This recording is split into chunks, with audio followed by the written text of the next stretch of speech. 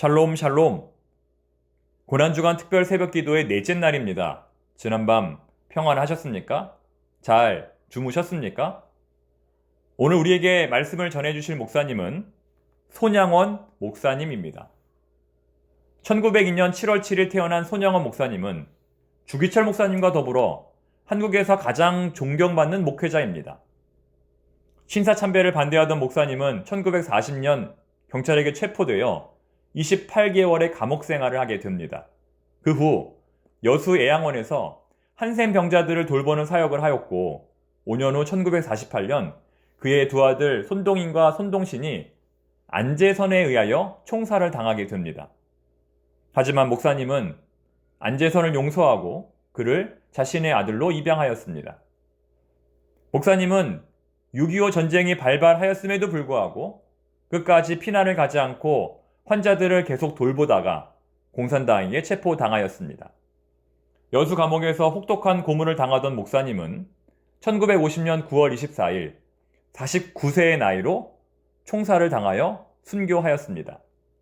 이처럼 끝까지 나병 환자들을 돌보고 두 아들을 죽인 원수를 자신의 아들로 입양한 목사님의 모습은 사랑의 원자탄으로 비유되기에 충분합니다. 손양원 목사님의 9가지 기도가 있는데요. 잠시 읽어드리겠습니다. 첫째, 나 같은 죄인의 혈통에서 순교할 자식이 나게 하셨으니 감사합니다. 둘째, 허다한 많은 성도 중에서 이런 보배를 내게 맡겨주셔서 감사합니다. 셋째, 삼남 삼녀 중에서 아름다운 두 아들 장남 차남을 바치게 된 것을 감사합니다. 넷째, 한 아들의 순교도 귀하다 하거늘 두 아들의 순교일이요 더욱 감사합니다.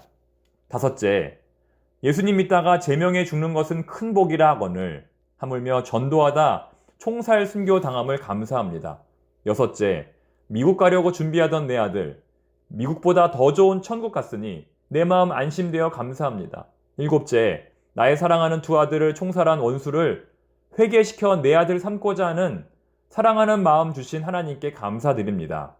여덟 번째, 내 두 아들 순교의 열매로 말미암아 무수한 천국의 아들들이 생길 것이 믿어지니 우리 하나님께 감사드립니다. 마지막 아홉 번째, 이 같은 역경 속에서 이상 8가지 진리와 하나님의 사랑을 찾는 기쁜 마음, 또 여유 있는 믿음 주신 우리 주 예수님께 감사드립니다.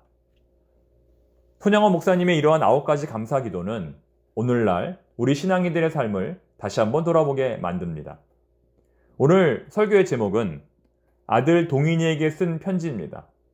설교의 제목처럼 오늘의 설교는 감옥에 있었던 손양원 목사님이 큰아들 손동인에게 보내는 편지입니다. 어떤 내용일까요? 아이들아, 결코 죄를 범하지 말아라. 사람이 죄를 범하면 죄의 종이 되어 일생을 고통으로 살게 되느니라. 행여나 마귀의 유혹에 빠질까 하여 아버지로서 마음이 쓰인다. 오늘 본문은 우리에게 이렇게 말한다. 히브리서 12장 4절. 너희가 죄를 대적하되 피 흘리기까지는 힘쓰지 아니하고. 죄를 범하면 몸과 마음이 괴롭고 번민하여 지옥까지 들어가게 되고 공포심이 생기고 마음의 기쁨이 없으며 하나님과 사람 앞에 수치를 당하게 되어 주변에 고통과 근심을 끼치며 개망신을 당하게 된다. 그러므로 첫 번째, 죄를 대적하되라는 말은 죄를 원수같이 보고 절대로 용납하지 말라는 것이다. 죄를 원수같이 보고 절대로 용납하지 말라는 것이다. 예를 들어 돈은 필요한 것이지만 돈으로 죄를 범하면 돈은 보배가 아니라 원수가 된다. 어떤 여성을 좋아했지만 그녀로 인해 죄를 범할 경우 그녀는 사랑하는 자가 아니라 원수가 된다.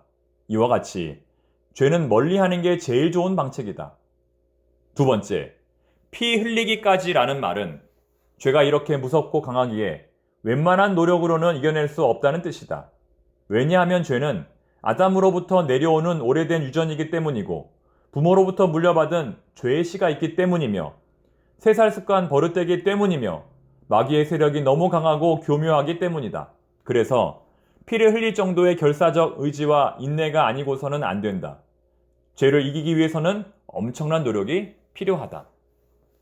셋째, 힘쓰지 아니하고 라는 말은 계속해서 노력하라. 계속해서 끊임없이 노력하라는 말이다. 한 가지 죄를 이겼다고 해서 100가지 죄를 다 이긴 것도 아니고 한 번 이겼다고 해서 영원히 이긴 것도 아니니 완전한 성결에 이르도록 부단히 노력해야 한다. 인생의 3대 원수는 육체의 욕심, 세상의 허영, 마귀의 유혹이다. 이 세 원수를 항상 삼가고 싸워서 이겨야 한다. 그러려면 노력과 인내가 필요한데 피 흘릴 정도의 의지라야 죄를 이길 수 있다. 피 흘릴 정도의 의지라야 죄를 이길 수 있다. 어떤 사람은 나는 본래 의지가 약하기에 어쩔 수 없다 라고 하나 그것은 아주 비겁한 핑계일 뿐이다. 죄악을 이겨내기 위해 애쓰고 힘쓰는 자를 우리 주님께서는 반드시 도와 승리하게 하신다. 사랑하는 자녀들아, 너희는 부디 아버지를 본받지 말거라. 나는 죄인 중 괴수이나 너희는 의로운 자가 되기를 바라고 나는 못난 자이나 너희는 모든 사람 중에 가장 잘난 자가 되기를 소원한다. 그리고 우리는 그리스도인이니 모범적 행위와 국민 의무에 솔선하여 보국 정신에 소홀하지 말거라. 그리고 노동에 힘쓰거라. 돈을 위하여 일하는 자는 돈의 종이지만 의를 위한 실행으로 일하는 자는 의의 일꾼이다. 끝으로 마지막으로 부탁할 것은 믿음과 지식을 온전히 갖추어야 한다는 것이다. 믿음과 지식을 온전히 갖추어야 한다는 것이다. 진리에 이르는 길은 두 방면이다. 믿음의 실천에서 지식에 이르는 길과 지식을 통해 믿게 되는 일이다. 알면 믿음으로써 정확함을 증명하고 믿음은 알므로써 그 신성함을 깨닫게 된다. 이 둘은 서로에게 스며들어 한 진리의 두 입구이며 서로 도와 힘쓰는 동지다. 믿음 없는 암 없는 믿음은 있을 수 없다. 기회는 다시 오지 않으나 어두운 밤은 급하고 빠르게 오니 급한 때는 당연히 애써 노력하라. 하나님의 뜻은 사람을 기다리지 않는다. 아버지 씀. 이처럼 목사님의 편지는 죄로부터 반드시 승리하기를 바라는 아버지의 마음을 담고 있습니다. 우리가 보기에 손양호 목사님은 아주 손쉽게 죄로부터 승리하고 아주 손쉽게 위대한 사랑을 실천한 듯 보이지만 이처럼 목사님에게도 그 길은 결코 쉬운 길이 아니었음을 우리가 이 편지를 통해서 조금이나마 짐작하게 되는 것입니다. 사도 바울처럼 손양호 목사님도 나는 죄인 중에 괴수라고 하는 영적 싸움을 날마다 하였던 것입니다. 그 결과 목사님은 49살이라고 하는 꽃다운 나이에 끝까지 성도들을 사랑하고 끝까지 교회를 사랑하고 나라와 민족을 또 사랑하는 마음으로 이렇게 풍성한 신앙의 열매를 맺게 되었습니다. 사랑하는 성도 여러분, 우리도 그분의 믿음을 따라 매일매일 영적 전쟁에서 승리하고 풍성한 사랑과 용서의 열매를 맺을 수 있게 되기를 바랍니다.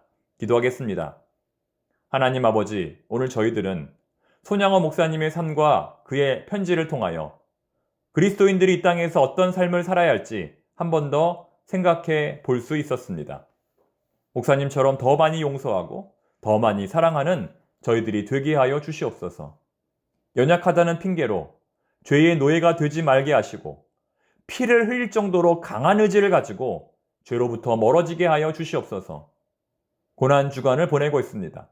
예수님의 고난에 동참하는 마음으로 더 겸손히 낮아지고 더 겸손히 우리 자신과 주변을 돌아보게 하여 주시옵소서.